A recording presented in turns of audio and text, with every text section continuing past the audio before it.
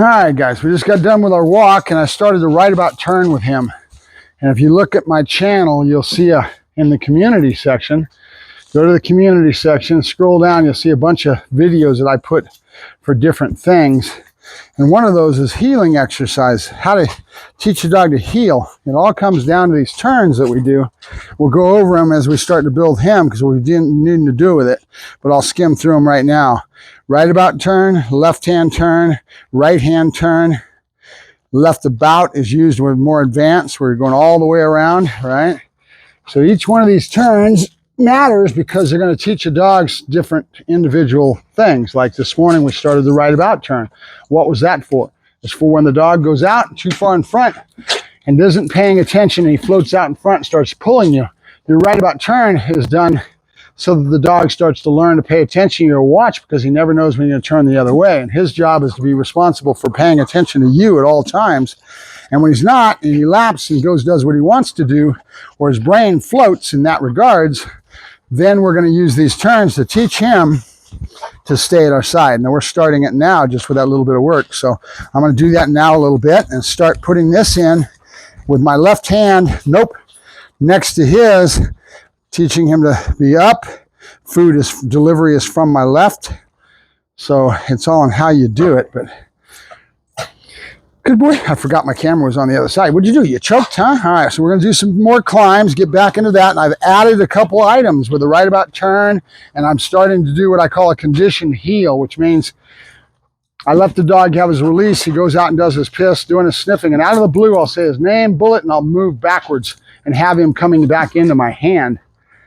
Sit. Good. Yes. Yes. Good boy. Good. Now, where the confidence comes in this dog is after he starts to, start to build some pattern and routine into his lexicon. Yes, now you have something to work on. It's kind of like booting a computer. It's the same thing. Once you get a little bit, now you build on it. And now it becomes stronger and stronger down. And that platform and that building is what it's all about as you build up, right? Sit. Good. Good. Good. Nope. Good. Yes. Yes. I wish I had my clicker on me. I don't. We need to go back to the clicker. Yes. And keep it real strong. We don't want to do this so much that kind of fades out, right? A clicker is going to be a part of his life as we build. We'll always have it in the tool bag to use. That's why I always put clicker in first. Then it's the yes marker. They mean the same thing, but it's a lot better, easier to teach a customer timing and understanding things a lot more as far as exact timing of rewards and how things happen like this. Nope, come on. Nope, good, there you go. Notice I stepped into him, I pushed, that's spatial pressure. Come on, good boy, yes, good. Now he's wanting to go down too much because he's used to that repetition of going into the down pattern. So right now you break pattern, all right? Good, Bullet. Good, Bullet. Yep, good, there you go.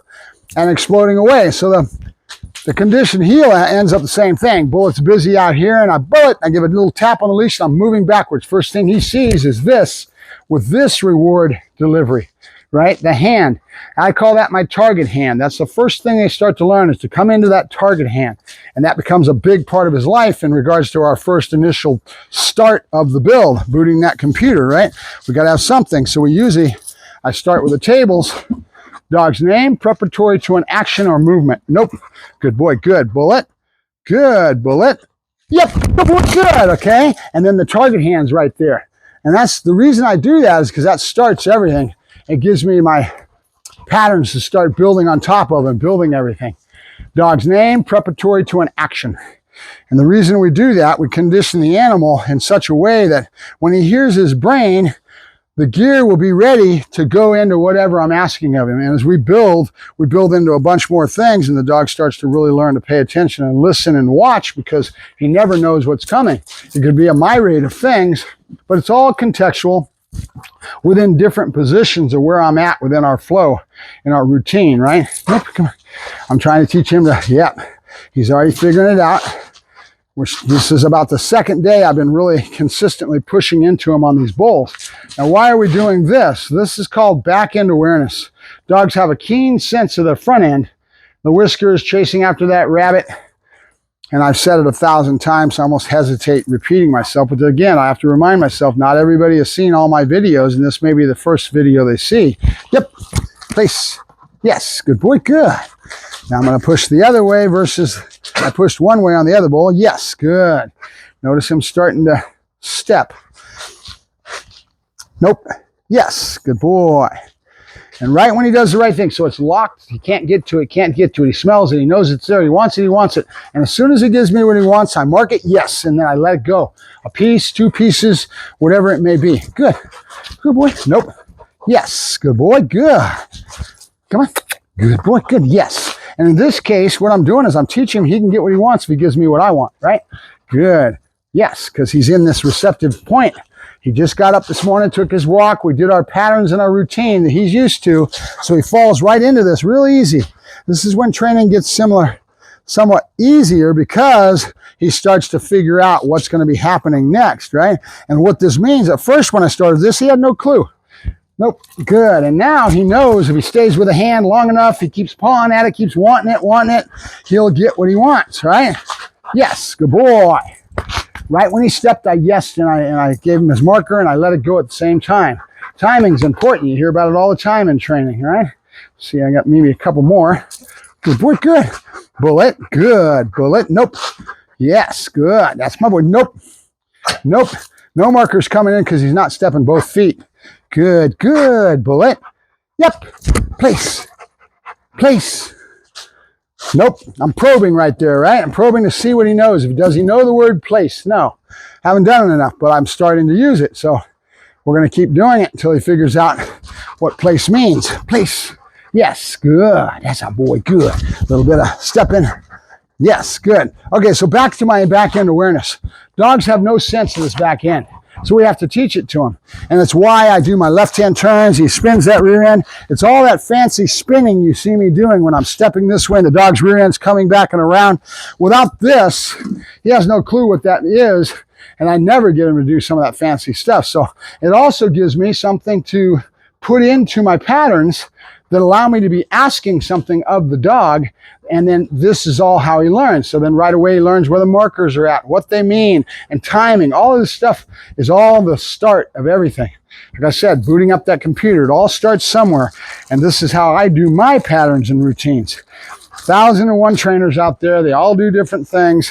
I have this structure, right? Pattern and routine structure to use for myself. This is my pattern and my routine. Another trainer might come at it a totally different way, but he has, he has, whatever the case may be, a set structure and patterns that they use, whatever that may be. They have their own patterns, right? Nobody's not wrong, nobody's right, but we do have one thing in common. We all have a pretty good understanding of how dogs learn.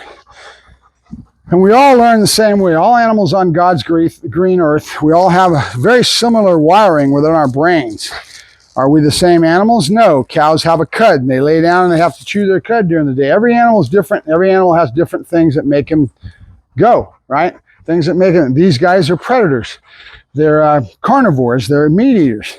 Yes. So their whole wiring is all based on that whole concept of food. Food is survival. And for thousands of years, they've got to be able to have it. So their whole demeanor, that's why they have fangs, because they chase their prey, grab it, pull it down, rip at it.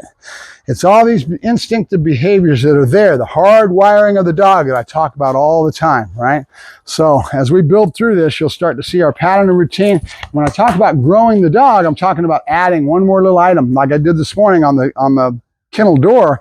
I was going to the door and teaching him not to break by opening it up. He's got a hold, and then I'll start saying heel, and I'll heel him through the door. He doesn't know right now that when I move my left, I expect him to heel. When I say pas bouger or stay, I move with my right, and I expect him to stay. He doesn't have a clue. He's got to learn that. It's all about pattern and routine. We got to do it 1,001 times until he figures it out. Now with Bullet, I've got another challenge, something else that I need to work on that's individual to Bullet, which is that he doesn't like his body being touched. No. And this mouthing and him wanting to, nope. Good. Go after me. No. Good. That's a boy. Good. Nope. I've got to work him through this until he gets used to me handling him. This is going to be a big problem with him. and it's just who he is. He's very sensitive. If it was me, it was my dog, and I had my 8-week-old puppy, and I brought him home, I'd be working all this stuff through and doing this stuff minutely without any really, but just there. So the dog got so used to it, by the time I got to this stage where I was really trying to work him through this, he would, no. Good, nope, good, no. He's figuring out that this is where the correction's coming from. No, quit. That's enough. That's enough. I gotta take him in the house today, put him on the veranda bed. No. I said no, didn't I? I'm pinching a lip. No. I said no. Good. Now he's hand shy. Somebody's striking him in the head. And this is how people handle things. They get frustrated, upset, and they may not do it right. And I'm not necessarily doing it perfect right now, but this is probing. I'm finding out where the dog's head's at. No. Good. And I'll figure out a pattern and a routine, and I see him shying away from the head because it shows me right away that the owner's been doing things trying to deal with this themselves, and they may not be doing it right, and they exasperate things, they make it worse, or they compound it and make other things come out of it because they're putting pressure and trying to get through something, right? Bullet. Good boy, good. He had the bullets, huh? Good boy, good. Now I'm going to keep doing this until I get to a point where, good. There you go. I'm showing him the hand. Nope. Sit. No. Sit. Good. That's my boy. That's good. Nope. Good. Notice him coming up here because, no, he knows that that's where the A. No. Good. Nope. Now we're on a pinch. That's creating an illicit pain reaction. I don't want really a negative in that regard. So I've gone to a choke chain, and I may start another correction in regards to this. Good. That's my boy. Good boy. Good. Nope. Come on. Here you go. You're all right. You're okay. And right away when I took away the pinch, there's no pressure. He doesn't feel it, and he's changing his demeanor a little bit. No. Good. Good. Now why I'm putting him up in the air like that is because when a dog gets choked like that, he can't breathe, he changes his brain, goes to a different place. You're getting away from the, nope, good, that's my boy, good. Yep, good boy, good. And I backed that up one step. I didn't put as much pressure, I didn't put any feeling in between the toes. I backed up, no. Good. Yes, good boy, good. That's our boy, good. Back it up one step and start to work on smaller steps without pushing and driving through, which means you're going to have to go to a correction phase. We don't want that. So we'll sit. We'll change our pattern. Good. Nope. Good. There you go. Good. There you go. That was good. I'm going to leave it right there. I'm going to end it right there. I have something to work with the next time. Yep, good boy. All right, and I didn't do any real pattern and set coming into the door, any of that. I can anytime. I put a lot of work into this. So we're kind of growing the dog, you see. So we're adding some little pieces to the puzzle. We're adding what we expect out of the animal based on the fact of what we already have behind it. We've booted the computer. He's going to start slowly learning our communication baseboard in other areas, and we've got to work our way through this protest behavior. I want to be able to put him down, handle his body, touch his feet, touch his mouth, everywhere on his body, and teach him that I have the right to do anything I want to with you. And when you protest without mouthing or body all over the place, I call that protest behavior. When you do that protest behavior, there's going to be a negative, and I'm going to work him through it until he finally stops giving me the protest behavior. That's our goal. We want him to learn to relax and to be handled. Otherwise, if this dog grows up, comes into his machismo, comes into his hormones, and you can't handle him, he'll eat you. Or worse yet, go to the vet and he'll eat the vet, right? It's nothing worse in the world than trying to go to the vet and having a dog that can't be handled by the vet. So I want to try to probably work him into a muzzle and then have some visits to the vet that aren't really an office visit where you're paying for an office visit, but just get a relationship with your vet, see if they'll let you come in and take 5 minutes to go into the exam room, put him up on the table, that tin table, get him up there, handle him, get him down, let the vet techs and the veterinarian, if the vet's not busy, whatever. But you got to build this slowly and go in and let the vets give him some food. They can pet him. They can start to handle him a little bit. I'm going to have most of this protest behavior done by then, and he'll have been learning to get handled in that way. I should be able to touch his paws, his feet, his teeth, his whole body. Okay. And with this dog, this is a major part of what I've got to deal with right now that I need to work him through. Or I haven't done my job, right? And how well I get this done and how well he does is all a lot of different factors in regards to that. But I have a lot of faith. He's a very intelligent dog. He's very smart. But you've got to do things in the right order, in the right way as you're building, right? And I can't give you my 30 years experience in how that happens, but it does. It all comes basically from my gut and doing it so many times and having so many dogs that throw you a myriad of different things. They throw all kinds of things. This is a dog that's throwing a lot of protest behavior. He doesn't want to have his paws touched, doesn't want to have his body touched. He's all over the place. He's learned to protest, and his owners haven't gotten through it to the point where they're on the other side and they've gone through this basically a training program in regards to this one little issue, that the dog has gotten over it and gotten better, right? And that's why he's in for training. That's what I'm here for. So we'll get him through it a lot better, and then I'll transfer that to the owner and get them starting to work with it. Because in the end, remember, he's going to go back home. And my job now is to transfer this stuff to the owner and get them to put the work in. But a lot of trainers don't tell you this. They just want to sell you. They want to get your money. They want to get you to sign up for their packages, whatever. But they're not honest with their customers. When I come out for a consultation, I started from day one, and I start giving my customers a very frank and honest attitude about what they need to do and what they need to do to be part of this program. Because I can't do it all by myself. If I turn him back home to the owners and I give him 1 or 2 lessons and I leave him, and they don't get off the couch and they have a lifestyle that they're not reaffirming this stuff. They're not getting into the patterns and routines that they're going to set up around their house that dovetail into what we're going to teach him here. They're pissing in the wind, right? And most trainers won't teach you that. They won't tell you that. They go out and they do a fancy demo and they make themselves look all that. Look what I can do, and impress the hell out of an ignorant customer. In other words, the customer doesn't live in our world, right? A lot of these videos, most of you guys right now watching these videos are all trainers or quasi-trainers, wannabe trainers. So the general public, though, the guy that's down the way that has a business in construction or whatever, his life and his world is all around what he's doing to make a living for his family or her, and that's their world, right? We all live in little troughs. We live in little silos. It's just the way our world is turning. It's gotten even worse, even with the internet. With all this knowledge that's out there, it's still there.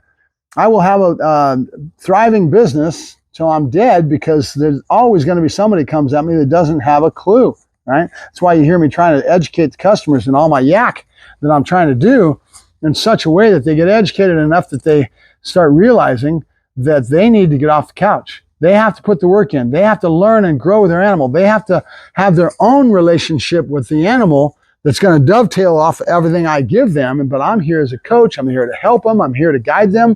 But if they don't put the interest in and don't get off that couch and put the work in, they're pissing their money away and they will get nothing compared to, in other words, in regards to the product that I have to offer you. And all this films that you're seeing on TV and you're all, well, I want that. I want the same thing. Well, all that is not going to do anything. You're not going to get it if you don't get off the couch and put the work in. The more you put in, I say it all the time to my customers, the more you put in, the more you get out, right? If you don't put in the work, you won't get out of it. So in other words, I'm going back to the whole premise, the whole thing of my philosophies in life in regards to dog training. A dog is not a robot, right? All this stuff you see online, all these films you see, and all these trainers out here trying to act like they're all that, and then some, me included, it's not going to do you a bit of good if you don't get off the couch and put the work in to learn and grow your relationship with your dog. The more you put in, the more you get out. If you want that type of a level of a dog that you see on all these videos, realize that that person you're watching eats and breathes and sleeps this stuff, okay? I can't give you that. I can't give you my 30, 35, almost going on 40 years of my experience. I can't give that to you. You have to earn it. You have to work for it. And as you go along, it'll grow and you'll have one of the best dogs you've ever had because you put that work into it and you've had a good trainer that's been there to work and help you and guide you into succeeding and getting the same thing in a product and the same thing in a dog that I get. This is what I love. I love to have a dog with that caliber because of my skill and what I put into it, that I get that back, right? So I can help you with that. I can do all kinds of things to help you learn and grow with your animal. But if you're not willing to get off the couch and put the work in and learn and grow with your animal and grow your relationship, you're not going to get diddly squat. Hot dogs or cookies, I don't care what it is. It's all about you learning and growing and growing your relationship with your dog. All right, I'll let you guys go. Mark Ferrasci, ProTech Dog Training, yakking to the screen as always.